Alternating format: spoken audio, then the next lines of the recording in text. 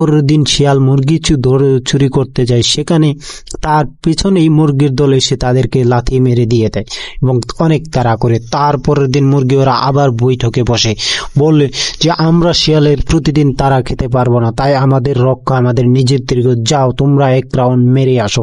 তারপর মুরগি এ কথা বলার পর তারা সবাই একসাথে বলল, ঠিক আছে জনাব, ঠিক আছে, যাও তোমরা সব এক রাউন্ড মেরে আসো।